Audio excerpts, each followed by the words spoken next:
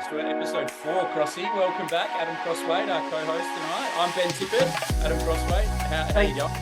Thank you, mate. No, I'm pumped. Semi-final day. India already into the final. Semi-final day for the Aussies. It's going to be a long night in front of the TV. Well, mate, it might not be that long. 4 for 44 at the moment. A bit of a rain delay going on after 14 overs, but the Aussies have started really well. Wickets basically all round. Stark with 2, Hazelwood with 2.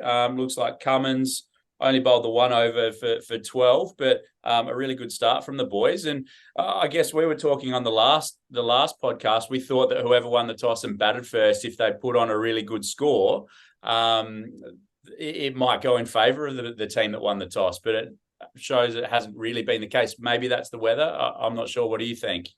Yeah, interesting. I guess 4 for 40 is not ideal. The curse of the semi-final for the South Africans comes back again. So, look, ultimate pressure no matter what they get. I guess if they can get to a competitive, something competitive, chasing runs in a semi-final of a World Cup's always huge. So, it's still game on. It's still game on. There's still some batting to come. But mate, I tell you what, you do look great in your Aussie kit. I didn't get the memo. I went plain. You've gone your Champions Trophy. What's that? 2006. 2006 in India. I dug this one out. I stitched you up previously as well, didn't I? With a very retro IPL 2 Bangalore shirt when we were doing this during the IPL. So I haven't given you the heads up. Maybe you can join. I need more merch. Make the final. I need more merch. Exactly right. Absolutely. Now, mate, obviously a massive game. It's been a big week for Maxi in particular. Missed the last one, as we spoke about. It probably would have got up. I can give you a bit of a background into the last few days as well. The big fella did go for a scan, and there was a bit of talk in the media. I actually got a late night phone call saying he was in hospital from a few guys in the media. But it was only precautionary. Had a little bit of a hamstring strain and carryover from his fantastic innings against Afghanistan. And it's been a battle to get up, but he's up for this game and fresh and out there with the boys. Well, that's good news that he's out there. Scary news that he's, I guess, sort of twinged himself a little bit. But fingers crossed he can get through tonight. Hopefully they can roll him and make it a bit of an easier night. But it's a semi-final. There's something tells me this game will still be a big one. There'll be something that comes in it. But yeah, good to see that he was able to get back up. So it's a long tournament, the World Cup, and you've got to be there fit and firing at the end. And hopefully the medical staff can get him firing for the back end. Absolutely. An interesting selection as well. How do you read that one? Stoyne got axed and Marnus held his spot. It was probably the first time. I know there's been a lot of media talk through the whole World Cup about who's going to get the nod for Australia when they have 15 players to pick from. And it's just always been a case of someone being injured or rested. This has really been the first game that they've had everyone available. And they've kept Marnus in over Stoyne. What are your thoughts on that selection? Yeah, it's a tough one. I think batting second, chasing potentially a low score, it might come in handy for them. I probably would have gone with Stoinis just with the power, but Marnus is such a good player. It's hard to go past him. And they've gone probably the class over the power into a World Cup semi-final. And look, do you think it's been Marnus's record over he's played a lot of cricket. He's played every game since the start of the South African tour and wasn't picked initially in the World Cup squad. So he's played a lot of cricket, made a few 50s, hasn't obviously, really knocked the house down or, knocked the door down is probably what I was looking for there. But his performances have been solid and pretty consistent in that middle order. Yeah, solid, consistent. He's given him something in the field. He's been making some run-outs, some really good catches. So I think as a package, they've just decided, hey, we're going to go with the informed guy. Stoyne's been sort of in and out and a bit all over the place as well. So, tough call. It wouldn't have been a nice conversation to have, that's for sure, from Australian selectors. But, we'll see what happens this game and we'll see if it changes in the final, if they do make it. And there's been a bit of rain around. Do you think that had anything to do with the selection? I know there was a bit of talk in the media that it might go. I actually thought with the rain they might go Stoinis, but do you think that has anything to do with it? Yeah, possibly. Look, I think Andrew McDonald and the group there would have all bases covered, and there's a lot more, I guess, thinking that goes into it than probably what the general punter will do. So we'll all speculate, but I have full faith in Andrew McDonald and the Australian cricket coaching fraternity and what they've got over there. And yeah, mate. Speaking of Australian cricket coaches and people, I think it's a perfect time to have a bit of a chat about our guest tonight. We do. We have a special guest, and as we said last time, we actually had a guest pull out on us, and it's great. You've been trying to get our special guest tonight on for a little while, and it's great he's finally joined us. You know him quite well. How about you fill us in on his CV? Clint McKay, for those who would have seen in the lobby of the Zoom chat, former Australian cricketer and now current coach. Yeah, current coach and a Stars man with Maxi. He's played a lot of cricket with Maxi and now coaches Maxi at the Melbourne Stars. But C-Max was a sensational player for Victoria. Looking back at his stats now for Australia, like it's unbelievable. We always knew he was good when he was playing, but looking back on his stats tonight, 59 ODIs at an average of 24, at an economy rate of 4.7. Is just outstanding. 97 wickets, played 85 first-class games. One of the best blokes going around as well. So he's a better bloke than he's a cricketer, and he was a sensational cricketer. So yeah, without further ado, let's get C-Mac to the stage.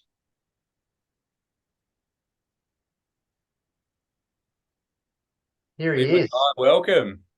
Thanks for having us. Now, we know you've got a couple of kids asleep there, mate, so I don't know how loud you want to talk, but thanks for joining us. I'm hoping both the kids are asleep. Definitely one. We'll see about the other in a minute. Well, welcome, mate. Welcome to, I guess, Catch Max for us. And I guess we'll start with the obvious, mate. Take us back to the first time you met the great Glenn Maxwell. Oh, the great Glenn Maxwell. It was we used to play some pre-season games, inter-squad games for Victoria out at Wesley College. Crossy, you remember a few of those games? Horrible. The wind was like a wind tunnel. It would be 50-kilometre-hour winds coming through, freezing cold. Start of August, middle of August. Chippy would love to get us out there early. And first time I sort of seen Maxie as this little scrawny kid. He was quite hairy as well. And it's like, who's this kid? It's like, yeah, I played some club cricket against him. He was one of your teammates across here at Richmond at the time, I think. He was? I said, oh, well. Yeah, he wasn't shy of a word. Yeah, he wasn't shy of a word. And we knew there was some talent there, but at least it's going to be interesting. And through the big boys around, like Shane Harwood and these sort of guys, and they weren't sort of going to let the young pup sort of get off to a bit of a flyer and see how he goes. And so it was sort of, he walked out to bat and I was playing against him. I was actually bowling at the time. I thought this is going to be interesting, see how it goes. And next thing you know, he's peeled off, I think, 50 off 24 balls and hit 6 sixes over the leg side. So, well, this kid can actually play. And sort of the enigma that he is now, he was there back then as well. But the talent he actually brought to the table and this sort of shoddy ground out of Wesley College, freezing cold, for him to come out and do what he did. And yes, it was only a practice match, an inter-squad game, but for him to do that, I think it was about a 19 or 20-year-old against some of the world's best at the time. It was quite impressive, and it's sort of gone from strength to strength from there. So he definitely made a lasting impression. It's funny, isn't it? You see those games out at Wesley is almost where you win the respect of your teammates. No one wants to play. It's a horrible place to bat. It's a horrible place to bowl. But when you do well, as he did, you grab that respect of your teammates. So, mate, you played with him for a while. What's your best memory playing with him? You probably can't go past that one. I know it was an inter-squad, and as you said, no one really wanted to be out there. But I can guarantee you, as soon as someone's got the ball in their hand or someone's got the bat in their hand, it's the pride takes over. So you can say that, it wasn't quite full-on noise and whatever else that game, but no one wanted to disappoint. Everyone wanted to get their hand up on each other because obviously that creates the banner around the group. So that was probably one of the best things I've sort of seen him play.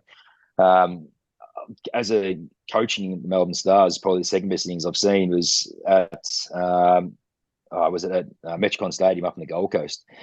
We're playing up there, and him and Nicky Purin decided eventually, after we're trying to get out there and say, can you take the power surge and whatever else? And he's like, Max, no, I don't need the power surge. We'll leave that for the boys that actually need it. I can score quick enough without it.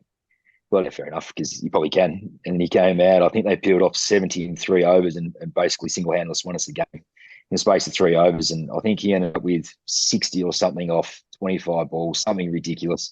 And it's like, this just shows the talent that this guy actually had, and the way he was sort of set a field for wide Yorkers. So instead of actually going against it, he just went with it. And the ability and the power he actually have to get it over backward point for 6. And yeah, some of the grounds, that boundary wasn't the biggest, but still clearing it by 15 metres and whatever else is just some extraordinary hitting. And it's like, as a bowler, it's like, well, good luck to you. What can you actually do? Because he's got the ability to just do whatever he wants at that particular time. And mate, obviously you were a quality international bowler yourself. Crossy touched on your record before. Where would you bowl to him? When you had that opportunity in the nets, or like what would you try and do? Well, it's funny bring that one up, because Maxie brings it up with me all the time. We actually played a club game at a Punt Road Oval. This is how long this is going back, when Richmond was still playing out the Richmond footy ground. And as Maxie was giving a bit of lip and carrying on a little bit, and we had a bit of a younger sort of attack at that particular time. And it's like, this young punk again, here he goes, he keeps chirping up and wants to have a go at everyone and have a go at these young kids. Right, I'm going to teach this kid a lesson. So right, so I thought, and back then I thought I'd bowl pretty quick, which everyone knows that I wasn't very fast at all. But I thought, right, I'm going to try and bounce him here for 6 balls in a row. Whatever happens, happens. And then, so still this day, I actually got sort of up the hand on him that day. I think he ended up getting 60, but didn't get many off me, which I was quite fortunate about. But I tried to bounce him, and I tried to hit him in the head every single ball. Didn't get him out, and didn't go for any runs. So I always tried to bring that up, and he's always abused me for it. That I picked on a young kid, and I kept going back at him. It's like, well, mate, you're as talented as you are. I think you've got nothing to worry about. So we're going short, but as you've seen, this World Cup, that doesn't work either. No. Yeah, well, I think a lot of teams do tend to go short to him early and potentially think that there is a bit of vulnerability there. And you do see some of the express guys sort of get it in, and he has on occasions skied one early. But if he gets a couple of ways and he's set, yeah, you're absolutely right. He murders the short ball as well. I think that's the biggest misconception about Glenn Maxwell. Everyone talks about, he's a bit scared of the short ball and whatever else. People have tried it. Everyone gets out hooking or pulling at some stage. So it's not just a one-off person, but I think you don't average 50 in first class cricket in Australia on some bouncy wickets with some fast bowlers.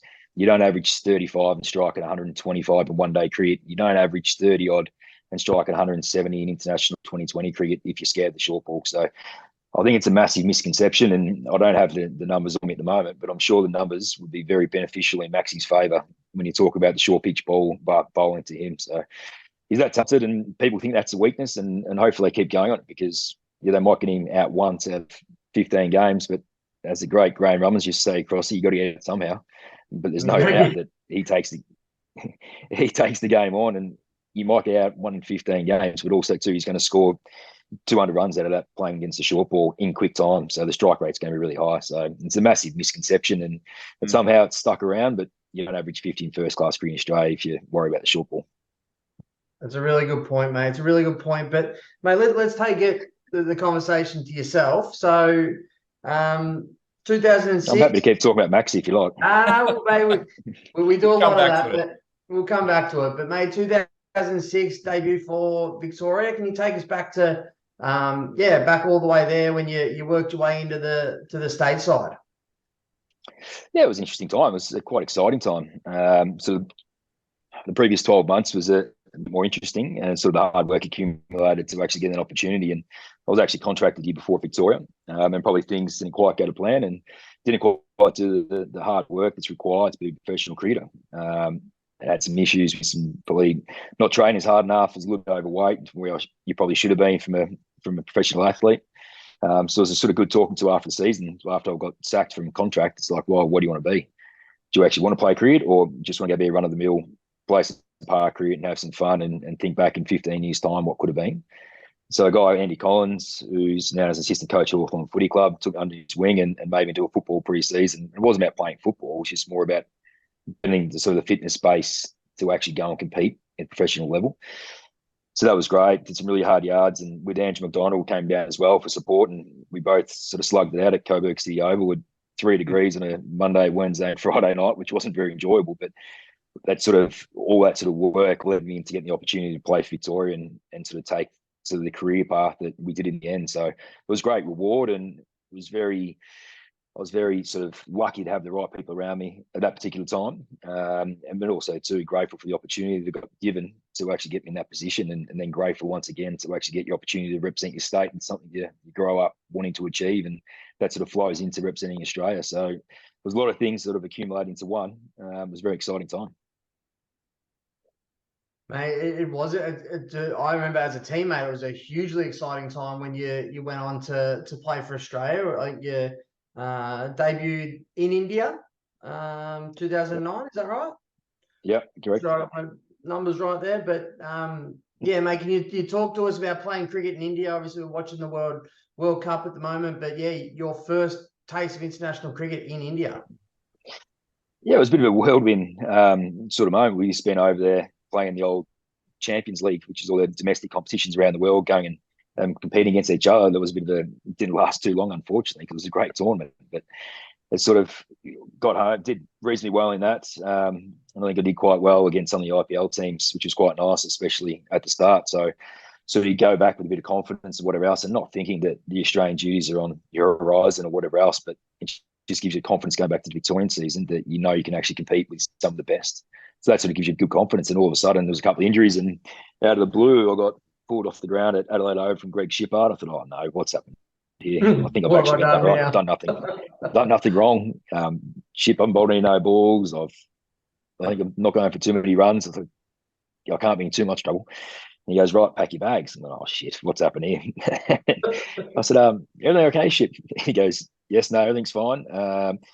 You'll finish out today, but you're going to pack your bags and you're on a flight tomorrow. You're going to India to join the Australian squad. Like, oh, wow. So I was sort of a bit taken back, and it was a bit of a shock and a bit of relief as well in some respects that Shippy wasn't really there to give you an earful again. But yeah, it was an unbelievable opportunity, and got over to Hyderabad and flew in. I got picked up from the TLO at the time, and he said, right, you're going to make your debut in 2 days' time. I said, excuse me? He goes, oh, yeah, I've heard you're playing next game. I said, I've just got off the plane. I don't really know what's going on. The boys don't turn up till tomorrow, and then we'll have a train. We'll work out what's going on. And mate, I know nothing at the moment.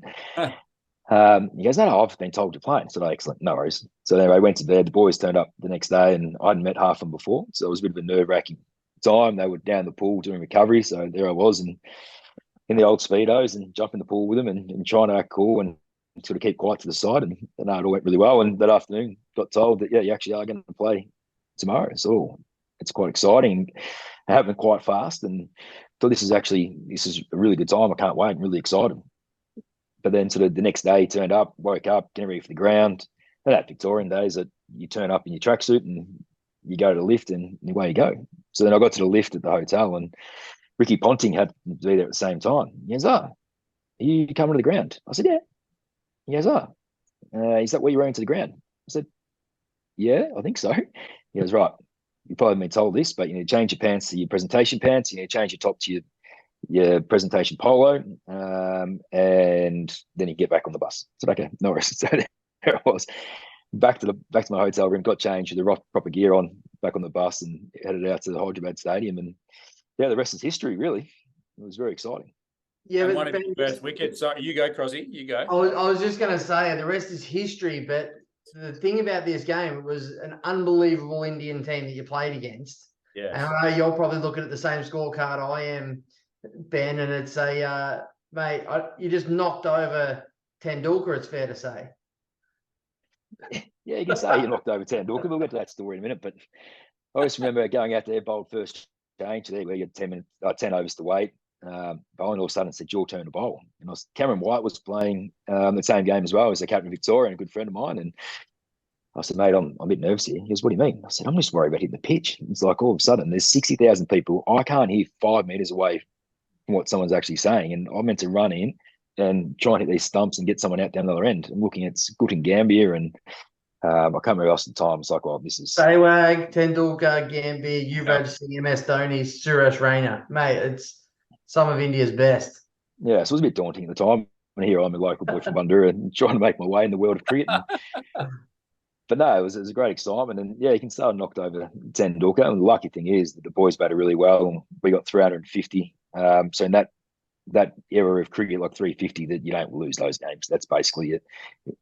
That's just done at half time. So, oh, excellent. But anyway, Sachin Tendulkar, 174, I think he was, or something like that, not out late. And punter said, well, it's your turn to bowl. Good luck. Get him out. I'm like, oh, God. Okay. And then happened to bowl a slower ball. And somehow he's tried to play his only ever lap shot in international cricket and hit it straight to short, fine leg, and he's out for 174. So you can say I knocked over the superstar, Sachin Tendulkar, but the reality is it wasn't quite that way, but we won the game. So everyone was happy.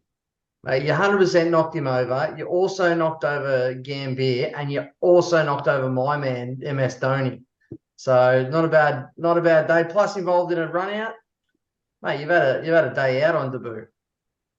Well, I don't actually remember the run out, or should, because there wasn't too many of them. But no, it was an unbelievable night and a great experience. And the Indian crowds, and it was sort of a welcome to India for international cricket. It's something that I'll never forget. And just being out there with a few of my great mates and whatever else, just getting that experience, it's something that not only I'll remember, that I know my family didn't quite make that trip. And it was actually my brother's wedding 2 days later. So he tried to cancel the wedding and come over for it, and we made sure that didn't happen. But it was just, as I said, we're talking about accumulation of certain events and whatever else before the Victorian stuff. The Australian stuff's even sort of higher than that. It's a community of all the hard work you've actually done, but also to everyone that's been around you and supported you and helped you get to where it was. And my family played a massive part in it. Yeah, and you played with a couple of IPL teams as well. You mentioned the passion of the Indian fans. Talk to us about that experience. I mean, it's obviously we see how big it is. What are some of your experiences or good best memories from the IPL? Yeah, I love the IPL. It's a different world. It's a different beast. There's no doubt. It's continuing to evolve. Just the passion of the fans, the passion of sort of everyone involved, from the owners to the workers, to the coaches, to the players, to supporter base. It's just incredible, and it's nothing there's nothing compared to in Australia. They're fanatical about the game, which is great to see, and it's always a privilege to walk out and play in front of fans like that. Unfortunately, I didn't get to play that much in the IPL, but my experiences over there were second to none. It's a great experience, and I urge everyone, if you ever miss go and watch a game over there in the IPL, do it. Put on your bucket list. It's a great experience and something you definitely won't regret. Who were some of the guys you shared a dressing room with over there? Talk about the guy I knocked over. Yeah, I was going to say, with the beauty. Yeah, no, Sachin was there when I was there. He was a lovely man, very nice man. Rohit Sharma was there. We had Herschel Gibbs, we had Kyron Pollard, Lassis Malinga, Harbhajan Singh. So it was a bit of a star-studded lineup. Unfortunately, the year I was with Mumbai, we weren't quite as successful as they had been in the past, but it was unbelievable just sort of sitting there talking cricket with them and sharing their experiences, and you learn an unbelievable amount around that, and something you hold very dear. Absolutely, unbelievable, mate. IPL, we love it here. We've covered. Ben and I stayed up very late this year and covered Maxi at the IPL, and we've got so many people on Catch Max that are from India that would love hearing these stories, and that they won't hold it against you that you knocked over the great Sachin. But mate, take us back the baggy green. So 6 weeks after you make your one-day international debut in India, you're back in Australia, and you head off to Perth to get your baggy green. Tell us about that. Yeah, once again, incredible experience, and it sort of came a little bit from nowhere. Obviously, playing that one-day series the last couple of games and did reasonably well.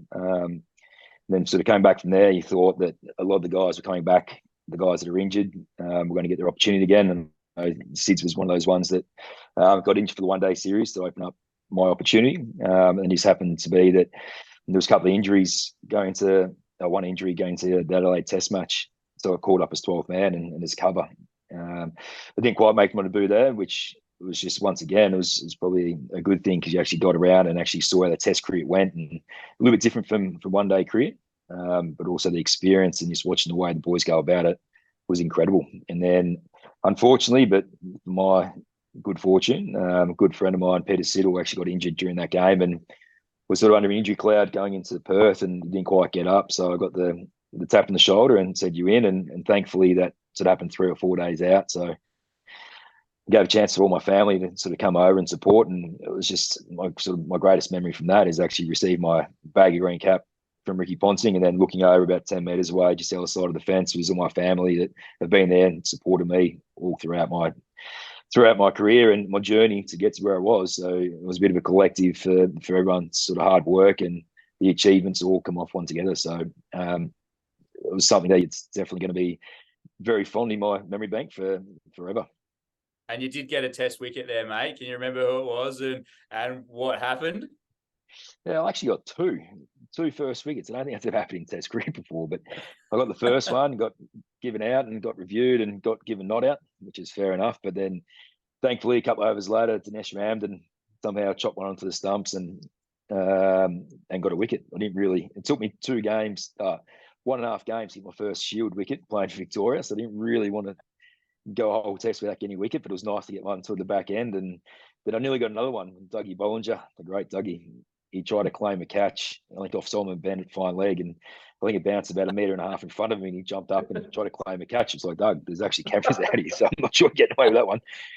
So obviously that got declined. But yeah, I walked away with the test wicket. And unfortunately, there's only one, the only game I played, and I think I got close a couple other times getting some more opportunities, but wasn't quite to be. And I was just grateful and thankful to at least play one and be part of the Baggy Green club.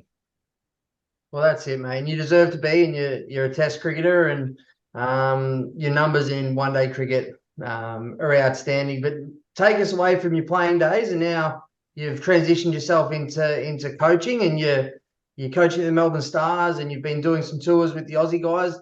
Talk to us about where you're up to there and what you're doing these days. Yeah, I've loved the sort of transition into the coaching space. I know sort of the back end of my career as a player, sort of loved helping sort of, I don't necessarily say develop, but sort of helping the younger guys through and achieving what they want to achieve, because I know how sort of beneficial and how great it is actually representing your states, but also your country and the other teams that are around the place. It's a great privilege to do that sort of stuff. So sort of helping them sort of along their journey, and maybe it's only a tiny little bit, but actually helping them create their dreams is something I really enjoyed. So the natural sort of progression for me, I thought, was getting to the coaching system. And it also happened pretty quick, and got involved with the Melbourne Stars, which is great. And so I've been the bowling coach of the Melbourne Stars for quite a while now, which is something I really enjoy. And Melbourne Stars is where I started my Big Bash career. So it's sort of, once again, it's a great place to be and really enjoy it. And probably over the last sort of 18 months, started to get some opportunities to work with the Australian cricket team, which is incredible.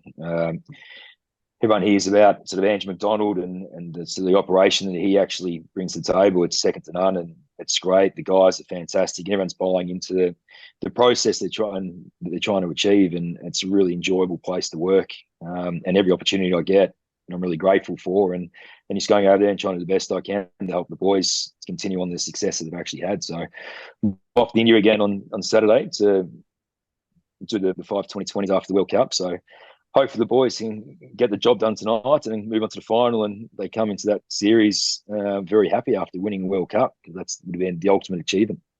I know a lot of them are looking forward to that series, mate. I can imagine. It's been a long time away. C-Mac, will you make the final? If they make the final, will you be there drinking champagne with them when they knock off India on Sunday? Yeah, we'll be in India, but we're going into Vizag, so we won't be around the game, unfortunately. And to be honest, I don't really need a whole new crew coming over and getting away, but it'd be great to actually sort of get over to India and watch the World Cup in India, knowing how fanatical their fans are, and especially now India in the World Cup. I'd love to see an India-Australia World Cup Sunday and sort of sit back and have a beer or two and hopefully a champagne at the end, celebrating some World Cup success for the boys, because we're very much well-deserved. They've been outstanding. Obviously, a bit of a blip in the radar those first couple of games, but once they sort of got their full-strength team and understand the role clarity and everything goes into it, they've been unbelievable. So they're a really good spot at the moment. So hopefully this keeps going, and then the ultimate success awaits. So we've got the Australian stuff and the much anticipated 5-match series in India.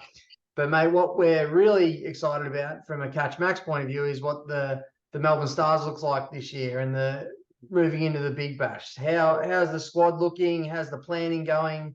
Because that obviously, I think you go again, Ben. New coach, obviously Peter Moore's coming in as well. Yeah, new coach Peter Moores. He's been fantastic. I'm really excited to work with him. But he's done a great job. But obviously moved into a different role at Cricket Victoria, so opened the door for Peter Moores. And I haven't really met him too many times, but I've had a lot of conversations over the phone, and he seems outstanding. I'm looking forward to getting over there and learning from him and continue to grow as a coach and do where we can to actually make sure that Melbourne Stars get the success that we've probably wanted and was been starved of over the years. But once again, I think our squad's shaping up really nicely. We've got Glenn Maxwell, what this show's about, so we need to pump him up. But he's up there. He's up there with the number one 2020 batter in the world. So him and your team, that anything can happen, as we saw in a few of these games during the World Cup, that when he's on, there's none better in the world. And when he's on, he single-handedly wins games of cricket. And it's not just his batting, his bowling, and his fielding as well. So, and then he throws to the Marcus Stoinis. You've seen his record over the Big Bash since the inception, that he's been incredible as well. So we've got two of the best players in the competition. Exciting. Harris Ralph is back as a star again. He's been fantastic for us, so may that continue. Obviously, a little bit disappointing, Harry Brook. Probably good for him, though, getting picked for England where he deserves, but obviously that's a big loss for us. A bit of a hole to fill, but young Sam Harp, not really young anymore, Harps is he, but getting him over from the Renegades would be great for us as well. So I think we've got a well-balanced squad, and the beauty about our squad generally is we've got quite a few all-rounders. We talk about Maxi, we talk about Stoinis, and they've got Bo Webster, Hilton Cartwright can bowl some overs as well. So it allows us to really balance our team up really well. And then to the signings of Umar Mir as well, that really helps to lengthen our batting, but also too gives us plenty of options and plenty of versatility with the ball throughout innings. And mate, what's Maxi like Adam? What's Maxi like as a captain? Obviously, you've worked with him pretty closely. Give us a bit of an insight, just I guess how he reads the game and how he is as a captain on the field. Honestly, it can be quite frustrating at certain times. He sees the game as well as anyone that's ever played the game. But a lot of time you go on all the planning, get everything sorted out and ready to go, and then all of a sudden Maxi just gets a feel for the game, and the next minute those plans have been thrown out the window, so all your hard work you've actually done has been ripped up, which is fine. Doesn't really care, and then he gets it right and he walks off the ground and says, "Told you so." That's all he's So no, he's fantastic. As I said, he reads the game really well. He's on the pulse to most things. Don't get everything right, but no one's ever gets everything right. No one knows everything, but what he does do is get the majority of it. So it's quite exciting for him to actually watch. He's very much the attacking captain, is what we actually want in T20 cricket. And it's a bit like he's a personality in his batting.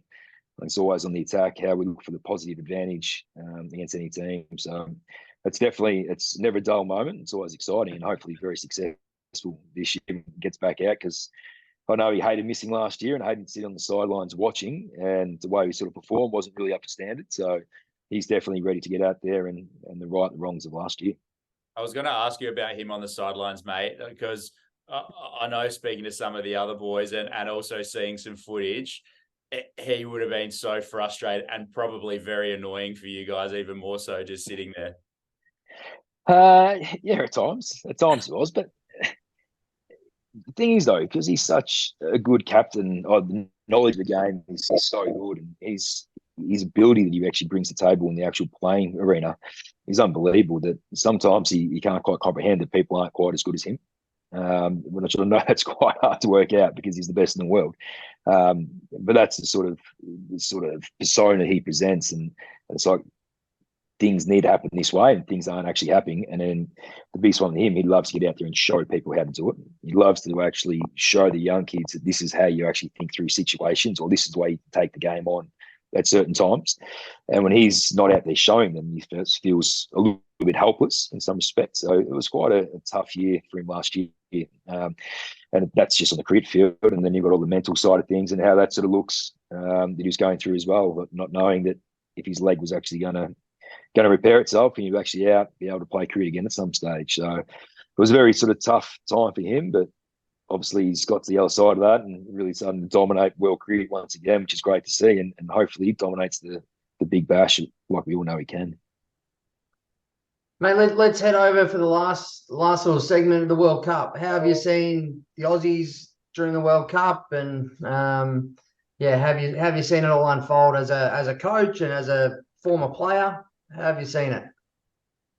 Yeah, it's been interesting, hasn't it? And probably not unexpected in some respect. And obviously fortunate enough to do some work in South Africa and the Indian series leading up, and understanding that they were still trying to manage some bodies through. It's been people just talk about the Ashes and leading into that South Africa and India series and into the World Cup. It's a lot of cricket, but what do you got to actually look at too? They've been going for 15 months. So they had the World Cup out here last year, 2020, into an England one-day series, into the home summer. But then they also too went to India and played 4 tests, which, as everyone knows, it's the hardest place to play in the world.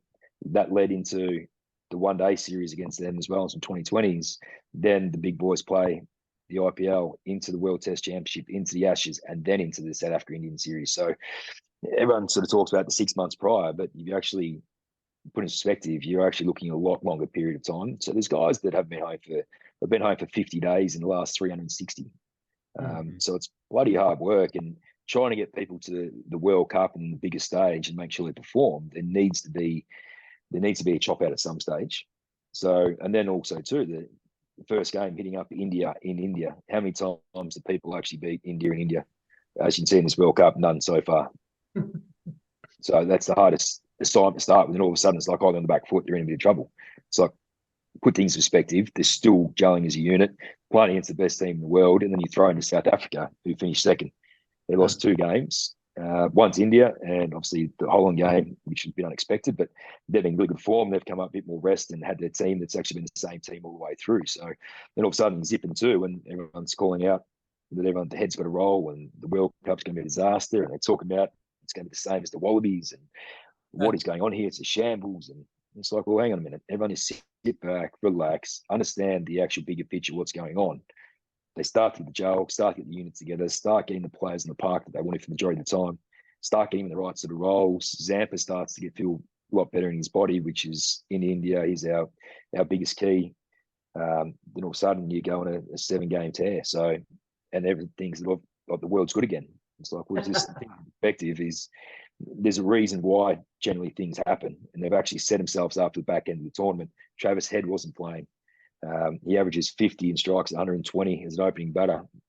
It's the best opening batting statistics in the last 12 months. All of a sudden, he wasn't there, so it opens up and changes the way you want to set up your batting group. And then all of a sudden now, all the pieces starting to fall into place. I think Eddie's first game back, when he get 100 off 60 or 70 balls, the world's good again. So it's been an interesting World Cup, but not one that sort of, when you look in hindsight, you always thought it could actually pan out this way. And they're probably, India's the informed team in the competition, but you'd think Australia's second after that. And the performance they've delivered so far in the first 15 overs of the semi-final has been incredible. So hopefully that continues. And obviously it looks a bit of a tricky sort of wicket, so they still need to finish the job here. But hopefully exciting times ahead, and again to the final. And in the final, as you know, anything can happen. Absolutely, mate. It's good to see them back out there.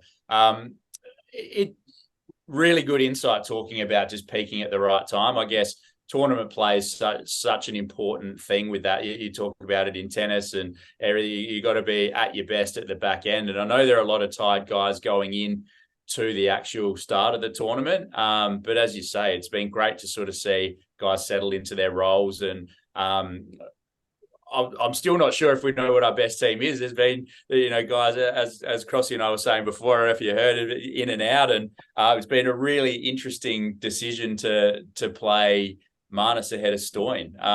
Would you have gone with the extra all-rounder yourself, or you don't have to comment on that one if you don't want to, but both guys obviously play slightly different roles. Yeah, they do. And I think just with the conditions at the moment, that generally in their guns, it spins a bit. So I think the spin play, they've brought Chamsy back in as well. So they're going the spin heavy, the two spinners plus Markham that is actually can Marnus and Smith really sort of manipulate the spin play through the middle to actually allow the back end players. So Maxi comes in a bit later, and they can actually look to finish off an innings with Inglis. But actually, in hindsight, it's actually swung around a bit and looks like a really sort of troubling wicket early on. So can we actually once again, Marnus is, what is he, ranked number 2 in Test cricket in the world at the moment.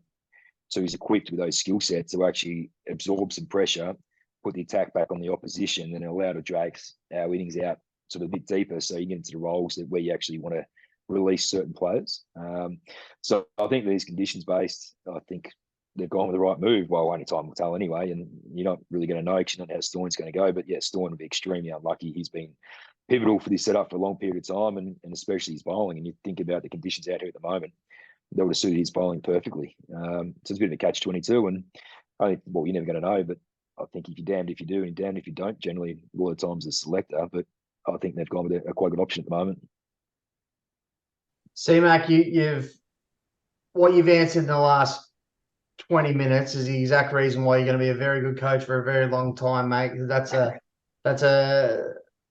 clip there that we're going to clip up and we're going to put all over socials to show everyone how good you are. So, mate, thank you so much for joining us tonight, having a really good chat. It's a great insight into the mind of a current day coach and an Australian star for a long time, mate. But thank you for coming on to Catch Max and giving us your insights into everything. And good luck over in India, and good luck for the Stars in the coming BBL. No, excellent. Thanks very much, and thanks for having me. Very much enjoyable. Thanks, C-Mac. All the best. Thank you. Crossy, that was awesome, mate. Well done for getting C-Mac on. He such great insight into not only the modern game, but Maxi's career. But what I found most fascinating was just the current World Cup stuff, and something we've talked about a lot during this podcast throughout the World Cup itself. But just about how the guys are peaking at the right time, and that insight into how they've built up and the different roles for the different players. Yeah, it's amazing insight, really, from a current Australian coach who's in the inner sanctum and who's in there having these conversations, and you can see the thinking that goes into it, the planning that goes into it. I think a lot of the time the general public just think that they throw magnets at the board and whatever sticks. It's there's so much more that goes into it. There's so much more thinking. The analytics, I know C-Mac didn't really talk into the analytics, but he's very much knows. We saw when we put him to the test, he knew what Travis had averaged and what was going on. Like, they're so good and they're so well planned, and they kept their cool when the rest of the media and Australian public were losing their mind. There was always a plan, and it's come together beautifully. And who knows, by Sunday night they could be World Cup champions. Absolutely. What's your tip? I mean, obviously 4 for 63 right now. They're in a really good position. Hopefully the boys can chase down or close out this innings and then chase them down. Yeah, look, I think the selection of Marnus really comes back now with there's potentially some really tough batting in this second innings. It's not going to be easy, whatever you get. We said that at the start, but they're in the driver's seat. They've taken 4 for 60 off 20 overs, close to it. It's exciting times, and I just feel like if they can get over this semi-final, it's primed for an Australian upset to ruin the perfect World Cup at home for India. Sunday night, I think the Aussies might be kissing that cup. Mate, it's going to be amazing to watch. I can't wait. You've got to get yourself a shirt for Sunday night so we can get on and have something special. But the boys have got to get over the line first, don't they? So, mate, thank you again. Fantastic interview with C-Mac. I know you guys go a long way back, so well done for getting him on, and you did a really good job interviewing him, so well done. Thank you for your insight. All good, mate. We just got to hope Max's hamstring gets through this semi-final and the Aussies get up, because I'm looking forward to the rest of this game and then Sunday final. No matter who's in it, the Sunday final is going to be a billion people are going to watch the game on Sunday, no doubt. Absolutely. And we didn't really touch on that, but Virat Kohli, amazing form. Going past Sachin Tendulkar, 50 ODI hundreds is an amazing achievement. He'll be a key. Maxi's about to come on to bowl, but Virat will be one of the keys there that the Aussies will have to remove to win the World Cup. Yeah, I've been probably controversial in my stance earlier, but I've always thought that Virat's the greatest Indian cricketer that I've ever seen. Sachin was amazing when I was growing up, but Virat's just put himself up. One day cricket, his numbers are unbelievable. I looked at he's played 160 less one day games than Sachin did, and to overtake him. So he's incredible. So our main man's about to bowl. So hopefully he can spin a web on this stoppy wicket and can bowl the Aussies to victory. It'd be nice. Let's go and watch him. Crossy, thanks for your insight again tonight. Thank you, everyone, for joining us. Thank you very much to Clint McKay. And we'll see everyone again, hopefully, for the big final with the Aussies taking on India on Sunday, if the boys can get over the line tonight. But I'm Ben Tippett, Adam Crossway. Thanks again. We'll see you everyone next time.